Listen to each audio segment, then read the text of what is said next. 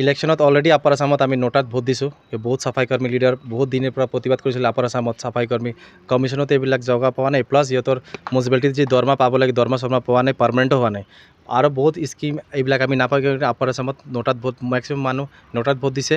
আৰু second third phase election বাকী হৈছে এতিয়াও ছেকেণ্ড থাৰ্ড ফেজত আমাৰ 1 লাখ চাফাই কৰ্মী আছে সব জাতি মিলি, তাতে আমি নোটাত ভোট দিয়াৰ কাৰণে অলৰেডি সিদ্ধান্ত লৈছোঁ।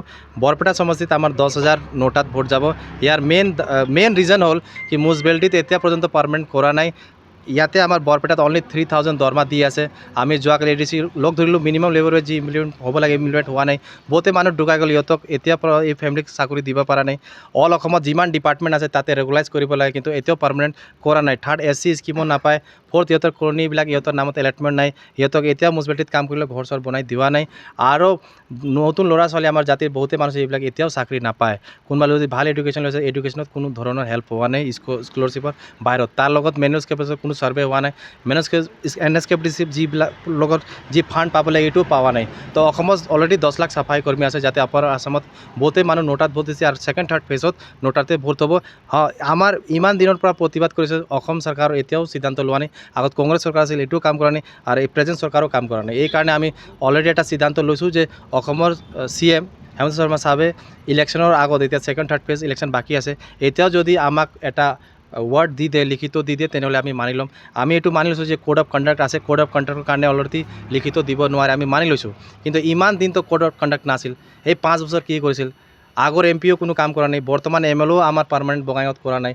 এইকাৰণে আমি কি আশাত এইবাৰ ভোট দিম? এইকাৰণে আমাৰ জাতি অসমৰ অলৰেডি নিজে সিদ্ধান্ত লৈ লৈছোঁ।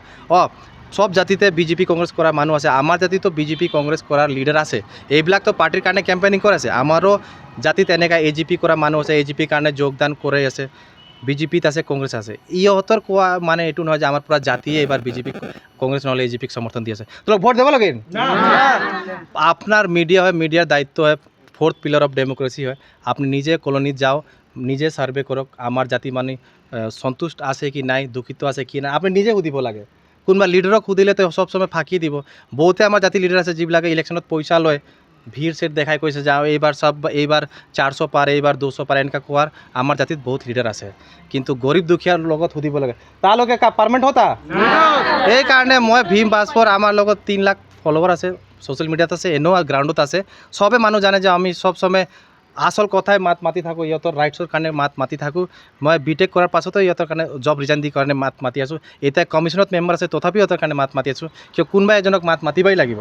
আৰু যদি অসম চৰকাৰ অসমক যদি নম্বৰ 1 বনাব খুজিছে, তেনেহ'লে চাফাই কৰ্মী জাতিক আগবাঢ়াব লাগিব। যদি আমাৰ জাতি আগ নাবাঢ়িলে এনেকৈ নোটাই হ'ব। আৰু এনেকুৱা দিন বেছি দূৰ নাই, এদিন এনেকুৱা ফিউচাৰ আহিব যে কমচে কম 2-3টা MP তো নোটাই MP হৈ যাব। নোটা ভোট বেছি পাব এইবাৰ। Thank U.